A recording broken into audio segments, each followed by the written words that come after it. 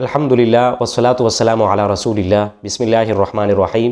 السلام علیکم ورحمۃ اللہ وبرکاتہ۔ جب کوئی کسی انسان کو بیماری لاحق ہو جائے یا وہ کسی مرض کے اندر مبتلا ہو جائے تو اس وقت انسان کو کیا کرنا چاہیے، حدیث کے اندر اس کی کیا تلقین فرمائی گئی ہے۔ حضرت جابر بن عبداللہ رضی اللہ تعالی عنہ سے یہ حدیث مروی ہے کہ اللہ کے رسول صلی اللہ علیہ وسلم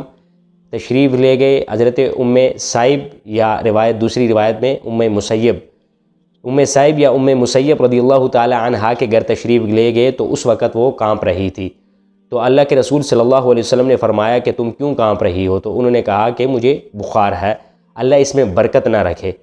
تو اللہ کے رسول صلی اللہ علیہ وسلم نے فرمایا آگے سے کہ لا تصب الحمى، کہ اللہ کے رسول صلی اللہ علیہ وسلم نے فرمایا کہ تم بخار کو برا بلا مت کہو، یقیناً وہ بنی آدم کے خطاؤں کو ایسے دور کر دیتا ہے جیسے بھٹی لوہے کے میل کچیل کو دور کر دیتی ہے۔ حدیث میں یہ بتایا گیا ہے، اس امت کو یہ درس دیا گیا، امت کو یہ بتایا گیا کہ جب تمہیں کوئی بخار لاحق ہو، تمہیں کوئی مرض لاحق ہو، تم کسی مصیبت میں ہو تو اس وقت تم اس مصیبت یا اس مرض، اس بخار کو، اس مرض کو برا بلا مت کہو، بلکہ تم اس پر صبر کرو، اللہ تمہیں اس کا اجر عطا فرمائے گا۔ کہ جب حضور علیہ الصلوۃ والسلام حضرت ام سائب یا ام مسیب کے گھر اس وقت وہ کانپ رہی تھی، تو جو کانپنا ہے لا تصب الحمى، حمہ کانپنے کو کہتے ہیں، اس کی بہت سی انواع ہیں، بہت سی قسمیں ہیں،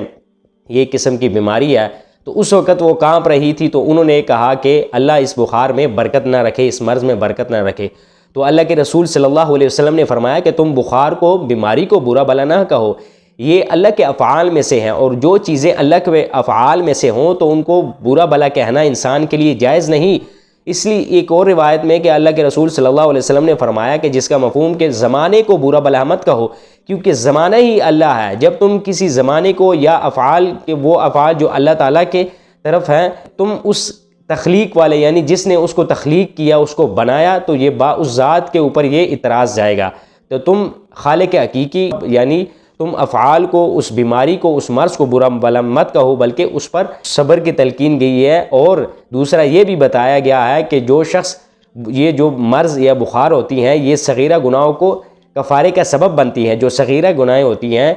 تو کبیرہ گناہ اس سے مراد نہیں، کبیرہ گناہ کے لیے توبہ جو ہے وہ شرط ہے، جب تک وہ توبہ نہیں کرتا توبۃ نصوحا تو اس کی کبیرہ گناہ نہیں معاف ہوتے۔ حدیث میں اللہ کے رسول صلی اللہ علیہ وسلم نے یہ تلقین کی ہے کہ تمہیں جب کوئی مرض یا بیماری لاحق ہو تو تم اس وقت اس بیماری یا اس مرض کو برا بلا نہ کہو، بلکہ اس پر صبر کرو، اور وہ بیماری یا مرض جو ہے وہ تمہارے صغیرہ گناہوں کا کفارہ ہے۔ اللہ تبارک و تعالی ہمیں ان قرآن و حدیث کے مطابق زندگیاں گزارنے کی توفیق عطا فرمائے، اور اللہ سبحانہ و تعالی ہمیں ان حدیث پر صحیح معنوں میں عمل پیرا ہو کر اپنی زندگیاں سنوارنے کی توفیق عطا فرمائے۔